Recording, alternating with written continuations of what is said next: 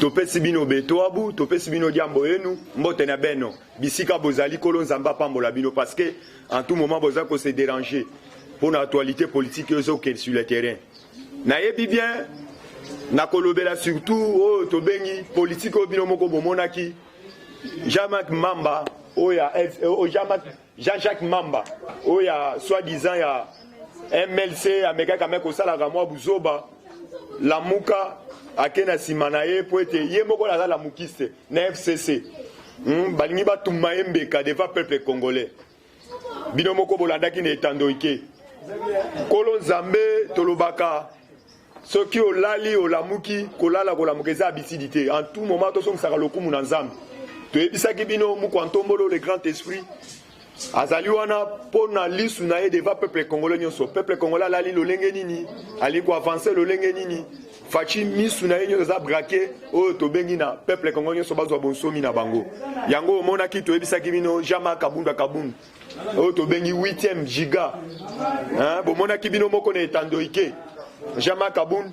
balingaki kokende ne fiske ba créer les mentions pour na kolongole na quatre ensemble parce que toyebisaki bino akeko conserver pouvoir na biso le plus longtemps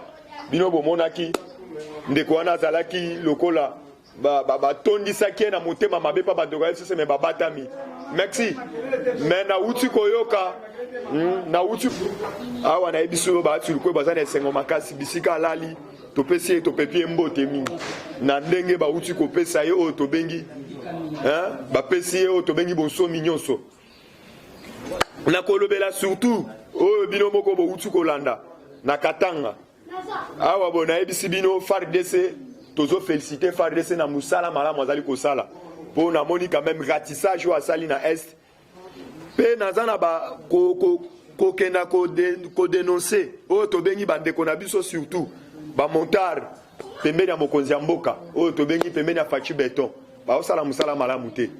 yeba bien na actualité na biso tokoti na masolo na actualité politique na biso boyebi bien Jean-Marc Kabunda 500 000 giga awa yeba bien mukwantombolo le grand esprit bo utu koyo kabino moko o tolobaka Fachi solution Fachi Beton na minute oyo Marc dit tekemena na minute oyo azoko baluka tout à tout devant Fachi Beton tokomaki vers dimanche na minuit Fachi chombo na Kabila abengi Kabila ebise Kabila yeba nzeto oyo matela ke nzeto komi ko kitela bino bo utu komona ba Emmanuel Kabila lelo babimi ba utu ko yebisa bino likambo na mikolo na Congo ezali kamga ya Aden bo utu ko yoka sifa soit disant muke ba komi ko déclarer te famille pe komo de faut pas aller Aden na Congo mikolo sali soloka ya Aden na minute to yebisi bino ndeko Jean-Marc Kabunda chef de l'état tête à tête file devant Kabila a gazé Kabila na ndenga ko sakanate a gazé par rapport à nini alobi makamnyon so yeba ye déjà aux autres travailler sénacé pour na koyebisa ba membre na yo nyo so FCC ba créer ka ba mention pour FCC abima parce que na Europe sabino comme exemple lobi na landaki code machala lobi alekaki na moi TV quelconque ya na RDC a uta ko sala déclaration moko lobi était Kabila uti ko beng sabiso na kingakati apesi biso ba stratégie parce que na moment où tozo bima na écran pour être to créer babula sika biso to ko boka na terrain na comprendre na Claude Machala za Mario na bangela kete mama chala mwana mikolo na ebité na Claude Machala na lolenge ndenge ba memela na bolingo na bango na makwela na bango parce que mutu ana komi déjà na porte awa Claude Machala to ebi quand même azala awa ganga kishasa mbakabila pesa ya ta poste mon côté amona aza incompétent awa na ebisi bino lobby na palais du peuple Jean-Marc Kabunda to banda ko zela kaka ne fils que ba créer mention mais déjà na butu biso déjà to zo ki coup de fil ba esi biso mu kwantombolo le grand leader a gazé Kabila na ndenga jeté alobi yo tirer ka ba conséquences nga nazo kende na yo lolenge ya bien o to bengi na coalition mais oye ba coalition nga muna signer yango teza o to bengi Nehemi na Jean-Marc Kabunda soki o meki meka yebisa bat na yo ba meka ka iloko ba meka na yeba yo de mutoko ko la ko nager les grands nageurs lobby na ebisi bino Boulanda qui même Jani Mabunda la sortie médiatique n'a lobby to retiré mais déjà date au to ko créer mention on a pour toto débattre yango na moi bureau conjoint et assemblée to suis quand même to beni moi manzaka date wana le kaki Déjà ni mabuna lekina pour na répondre biso mais to sepela ki na la police na biso na ndenge ya biso boza na kimia bona na ba kolekisa yango te vis-à-vis bazwa ki ba pression to ko comprendre ete Kabila na balabo na SNC azo travailler na actualité politique lisusu ya James Kabare lobi bo uti koyo kabino moko lobi oyo tozo benga James Kabare lobi bo mona ga créer coup d'état na ndeko na biso Kagame na yebi place bino bozali boyoka ki bino moko na etandoike to yebisa ke bino Kabila créaka o to bengi ba milice na République démocratique du Congo pour que ba ko seme batu et sengela ki RDC to ke to kamula tout le monde to zo ba congolais authentique to zongisa bango na ba place nyonso na kati ya présidence na kati nyonso o to bengi na armée même na la police awa to zo kende pas de caméléon yango moni lobby James Kabare to kamwe o to bengi ndeko Kagame aki akangi bango na reyo bani babete attentat to yebi quand même Kagame aute kokosa ba James Kabare ayebisi bango o to bengi na 2023 ya kocha candidature vis-à-vis à ba réseau wana ake sur le terrain pour na kokanga bango avant pour amona moyen aya ko glisser pour être postulé mais à cause coup d'état na ne beta meliete yena ba ningisi ete il faut ba ningisa ye ezali manduki wa banda kotanisa na RDC désordre o ya semaine na kati ya RDC na actualité politique sous toza nango bouti koyoka peuple ya Zambie hein ba uté ko déclarer te o to bengi ba FDLR o to bengi ba mbororo baza na sol congolaise to yebi bangote ba uté ko déclarer par rapport ya nini ba yaki ko mona ne fiske FARDC azalaki tellement déterminé ba kitaki avec manduki ya kosakana te awa to ebaki ezalaki complot o to uté ko yebisa bino complot ya ndeko Zoé na ndeko Moïse Katumbi Chapwe ata abatami to yebi quand même batras na ezali mwana ye azali député na kati ya Zambie ayeba même to kene pas de caméra abo sanate dossier neza en cours kala minute to mettre en place ndeko Moïse Katumbi Chapwe na minute o cop na bango échoué parce que ezalaki na mine moko na kati ya o to bengi na Tanganyika yeba déjà mine wana ezala mine ya diamant mine o to bengi ya ba minéré ba mine wana bandeko na biso bayeko o to bengi ba nyamurenge bayeko kipe o to bengi zone wana po ete ba exploitaka o to bengi ba mine wana na kati ya Tanganyika mais mokonzi mboka tanga yeko ba politique ya gagna o to bengi bandeko na biso soit disant boyebi baza ba likopa ba Jacques Soros hein bango ba yaki na kini po ete ba signer na fachi gagna ne fachi bato na baza ba o to bengi miyibi minene basali mabe na peuple congolais yango mona fachi aboyaki contrat na kozonga bazongaki Kabila complicité na Hippolyte Kazembere Kanambe akia signaler bango bo sensibiliser moi ba troupe batikali na Zamba hein a complicité ya Zoé tango ba sangisi bango basali quand même o to bengi ba bandi ko attaquer sous o to bengi na Tanganyika et sengelaki o to bengi le VPM bakota le vrai renseignement pona ko kanga na ebisi bino lobe zalaki attaque ya makasi ba farde sa ngaki ko kota tina Zambie na minute na ebisi bino ba récupérer o to bengi sol nyonso congolais eza ba congolais po fachi mikolo azo sakana te soko meki relaxation ndenga za béton plupart aussi lobby bomona ki bino moko le VPM Gilbert Kankonde avant Gilbert Kankonde ale kana écran bomona ki le 9 juste pendier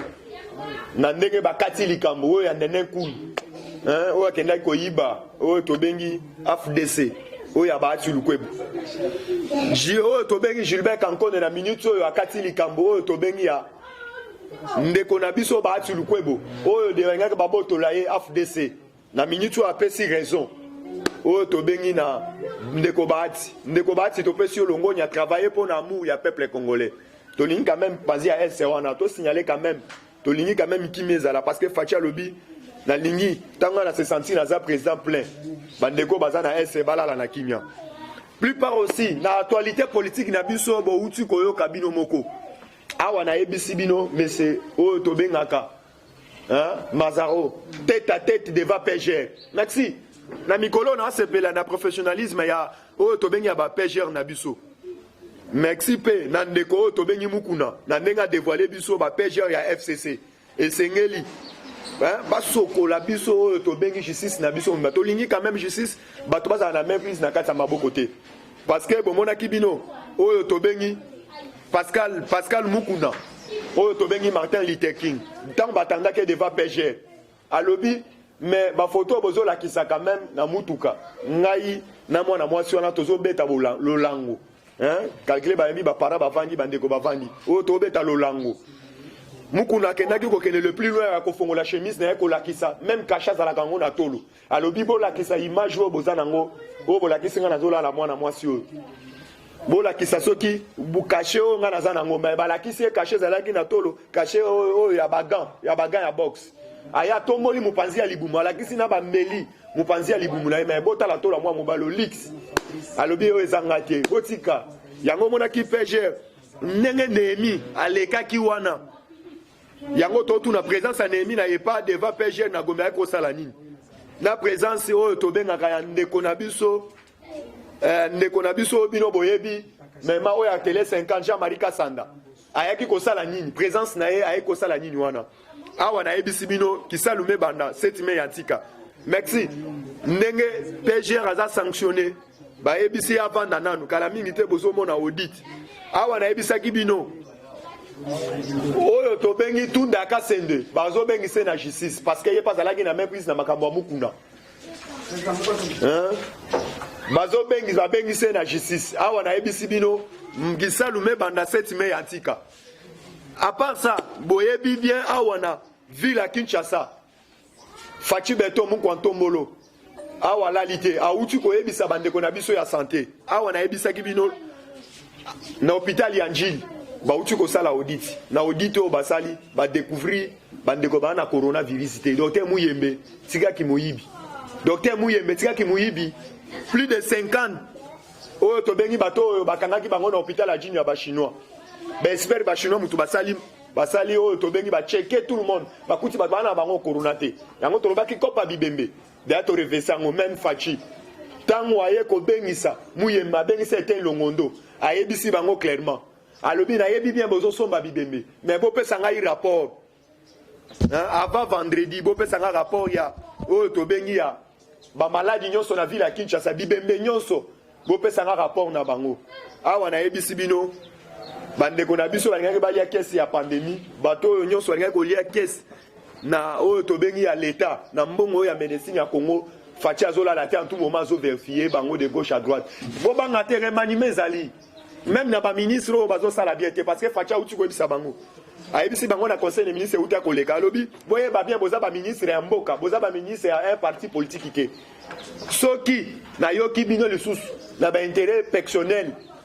ya ba parti na bino boyeba quand même besoin démissionner yango nazo ebisa bino était le monde a quoi problème et pas na biso tozalaka mulangi te faut ebisa bino polele na lobo na lobate était le monde oyokisi biso soni to yebisi yo clairement parce que tala quand même ba yo ko découvrir plus de 50 personnes hein bazana bango na maladie te mo garda bango nzo ezalaki chine na bino ya bandakala à part monsieur était le monde yeba docteur Muyembe merci na o to bengi Jérôme na ute kolandaki bino moko Jérôme na sagesse azali makasi alobi boy chef de l'État na pesi chef de l'État merci en tout moment na lingaki koya tango chef de l'État alingaki kobengisa na Kinshasa tango alobaki ba congolais nyonso o bazana étranger baza parti par là bozonga na mboka alingaki koya mais na tali na koya lolenge nini mais déjà na bayaki mboka oyo banda babengisaki ngai babengisaki ngai na DGM bata déjà basambisa ngai pe naliaka fimbu na ndenga kosakana yango na bayaka mboka o mais tango na yo kozwa coup de fil ya mukwanto mbolo le grand esprit fachi asololi nanga bani ko expliquer nga na ba programme on sala bandakala yango epesaki nga sentiment lisusu pona zonga na RDC na moment oyo na ye mais boye ba bien eloko aliboso na zo lité na kiso ya malaria parce que na moni kiso ya malaria o bato bazo melezo tika ba symptômes na kati ya nzoto mais kiso ya malaria eba ba racine nango ezaka na République démocratique du Congo na zo sala kiso ya malaria na peuple congolais soki ameli po o to bengi malaria ici là pe alobi boy batunie mais faut ebisa biso clairement entre Joseph Kabila na Fachi nani aza mutema malama alobi te Fachi à tout moment tango nazo solo na ina senti mutu atoni sami na bolingo ya mboka makasi mais Kabila na époque na ye ngai ba traitanga nga comme un voleur pe kutu na kota boloko nga na kana kati yango tinda nga na kende libanda mais na yoko mona ete Congo aza béni na président oyo atonisami na bolingo d'abord ya ye moko na ba congolais nyonso place congolais alali il fallait ayeba azo ko se soucier chaque jour pour la santé ya ba congolais nyonso yango na pesi mu kwa tombolo na ndengo zo travailler kolon zamba pambola yo continuer kaka toujours ndengo na biso tozali wana ba gardien du temple pour na kosunga kayo peuple congolais na yebisi bino awa biso tolalité par rapport ya nini bouti koyoka bandeko na biso soi-disant oyo bobengi oyo bazalaki bakoselaki bango maladi ya coronavirus bakangamaki na hôtel na ba Congo merci topesi longonya oyo tobengi batu nyonso baza na sima ya caméra en tout moment tolandi quand même mokonzi mboka yoki kolela na biso bandeko na biso la tozoloba na moment oyo bakamataki mobembo bazongi na Katanga grâce oyo tobengi ya lèvre tozalaka balobeli na bino bapanzi sango epa na biso tozalaka na siloka moko soko moni ndo kibelela chef de l'état moko antombolo tozotelemela susu problème oyo ya bamontare na yo tozosepela te na bamontare na yo bamontare wana yeba bien baza baJR mais babatami bazolakisa face na bango te tolingi quand même bachangele biso bamontare wana ou bien baleka na audit moko na moko expliquer clairement place bauti chef de l'état tozobenga oyo tobengi ndeko na biso Kasongo tomoni aza complice tozobenga ndeko na biso Kasongo yeba déjà kuluna e matito na ville ya Kinshasa awa nazo biso ba OPJ batiki ba bureau bakomi na shida na balabala bakuna so bake bapiye bazoya na bapiri pesa mabi mikolo moya kodame zate awa nazo ebisa yo kuluna na ville ya Kinshasa matito chef de l'état tosengi na Kasongo ndenga zo kate to plaider pa na yo bende quand même matoi tolingi quand même ba patrouille mix na kati ya ville ya Kinshasa poto ya kulule diminuer mukwantomolo le grand esprit awa touti kobeta sete ndeko Kalev Mutombo azui plus de plus de 250 journalistes batiango na service na yo balandelaka ba information nyonso Kalev Mutombo kanisi alungwe awa na ebisi yo na cesse na bokulaka azo travailler na ndenge moko ya katimini parce que bazwaka ba information bauti kosala oyo tobengi réunion moko na kati ya cité du fleuve avec ba journaliste wana bapesi bango ba briefing bapesi bango tobengi ba code ndenge bako travailler na minute so biso na bango tozaka lisu likolo ya lisu mukwantombolo le grand esprit awa quand même to alaka na siloga tozobelela fa mingongo esika biso awa na pesi longonya na justice ya mboka na biso bouti koyoka awa bauti kobengisa ndeko yo bobengi na kombo ya na kombo ya oyo bobengi Passer Mugaru nzoka criminel yango to ebisi bino ba passer o botikali boko sabiso na sima bible te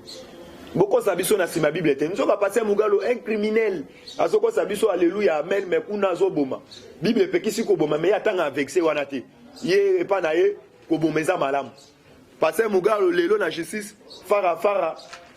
na Emmanuel Kabila parce que il fallait loba ndenga bomaka tata mwasi na ye ba ebisi parce que na ebisa ki bino ba peje mikolo ba linko yo kalisolo mo ya détournement o ya assassinat so ba papa ya la noa vanda na noa yebisa biso e banda ki bo awa na ebisi bino ki salume banda 7 mai antika bande ko na ngai na yebi bien actualité politique na biso tokomi na suka awa yeba TV za radio te TV zeleng ba o bazolanda biso na etandoike bokota oyo tobengaka sa formule TV na minute oyo tozolamuka toyebi bien actualité zo progresser awa tokopesa mama Everi mbote Marie Chango topesi yo mbote levé langa bulabula na pesi yo mbote Patrick de Panama na pesi yo mbote oyo tobengaka mama Edi Kitoko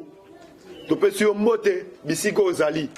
na levé langa mekano na pesi yo mbote kolo nzambe apambola bino na bosanité oyo tobengi na bosanité po fudila balobi zela mukombo so ezanga mukila venanga fudila